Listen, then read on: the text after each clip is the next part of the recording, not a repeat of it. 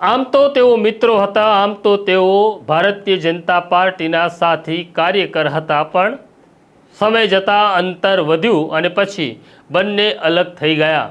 હા, મારે વાત કરવી છે વડોદરા જિલ્લાના એક ધારાસભ્યની કે જેમણે પોતાના જૂના સાથીને દારૂના કેસમાં ફસાવી દેવા માટે શું કર્યું તેની આ વાત છે। આમ તો આ ધારાસભ્ય ઉપર હમણાં સુધી આરોપ લાગતો હતો, પણ હવે એવા પુરાવા સામે આવ્યા છે કે નક્કી જ દારૂના કેસમાં પોતાના જૂના સાથીને ફસાવી દેવા માટે આખો કારસો રચાયો હોય તેવું ફલિત થઈ રહ્યું છે। વૈષ્ણવજન તો તેને કહીએ જે પીડ પરાઈ જાનાને રે। નમસ્કાર, નવજીવન ન્યૂઝમાં તમારું સ્વાગત છે અને હું છું તમારો પ્રશાંત દયાળ। મારે વાત કરવી છે વડોદરા જિલ્લાના ધારાસભ્ય શૈલેષ મહેતા, એટલે કે લોકો તેમને શૈલેષ સોટ્ટા તરીકે ઓળખે છે।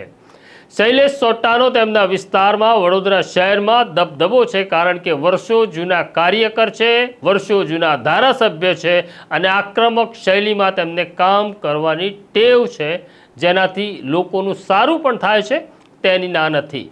શૈલેષ સોટ્ટાના અંગત સચિવ તરીકે કાર્ય કરી ચૂકેલા આશીષ જોશી વર્ષો સુધી શૈલેષ સોટ્ટા સાથે રહ્યા અને પછી ભારતીય જનતા પાર્ટીએ આશીષ જોશીને કોર્પોરેટર તરીકે ટિકિટ આપી। તેઓ ચૂંટણી લડ્યા, ચૂંટાયા અને વડોદરાના ભારતીય જનતા પાર્ટીના કોર્પોરેટર તરીકે તેઓ સરસ કામ કરતા હતા।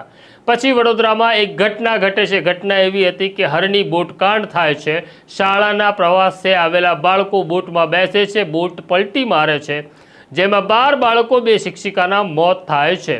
પોતાના વિસ્તારના બાળકો હોવાને કારણે આશીષ જોશી ઝંડો ઉપાડે છે અને કહે છે કે મૃતકના પરિવારને યોગ્ય વળતર મળવું જોઈએ, પરંતુ આ વાત સોટ્ટાને પસંદ નહોતી આવી, એવો આશીષ જોશીનો દાવો છે।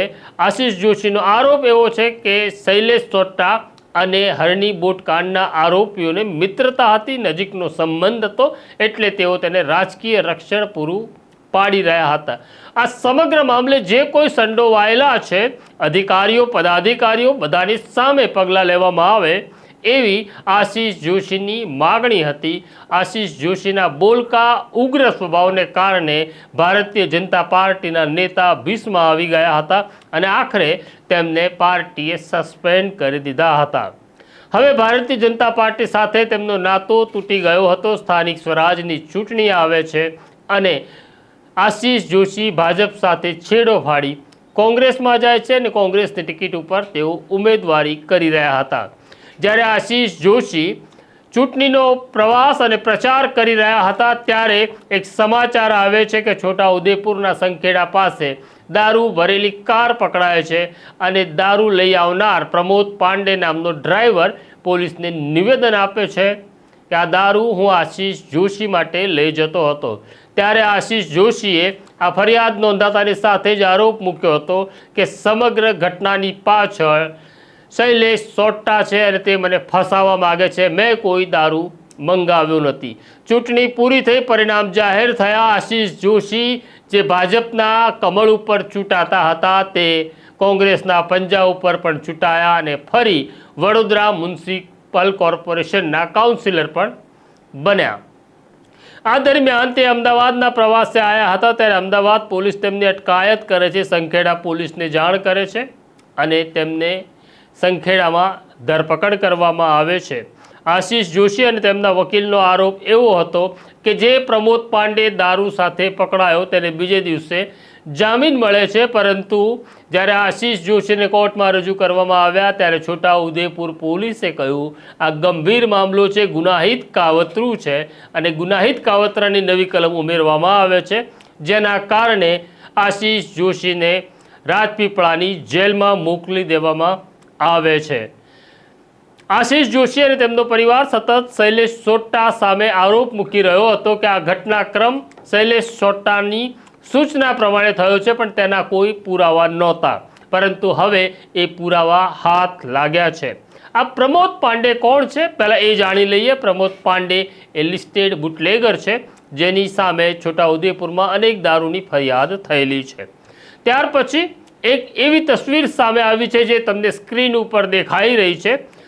ચૂંટણી દરમિયાન ઘોડા ઉપર પ્રચાર કરવા નીકળેલા ભારતીય જનતા પાર્ટીના ધારાસભ્ય શૈલેષ સોટા છે અને આગળ જે ઘોડાની દોરી પકડીને ઊભો છે એ માણસનું નામ પ્રમોદ પાંડે છે. આમ પ્રમોદ પાંડે અને શૈલેષ સોટા એકબીજાને ઓળખતા હતા તેનો આ પુરાવો છે. બીજો પુરાવો એવો પણ છે કે નિયમ પ્રમાણે જ્યારે કોઈ આરોપીની પોલીસ ધરપકડ કરે ત્યારે તેની નજીકના સગાને તેની જાણ કરવાની હોય છે. સંખેડાના પોલીસ ઇન્સ્પેક્ટર જેને જાણ કરે છે એ પણ છોટા ઉદેપુરનો લિસ્ટેડ બુટલેગર વિરાજ જયસ્વાલ છે. આ દસ્તાવેજ પણ તમે સ્ક્રીન ઉપર જોઈ શકો છો.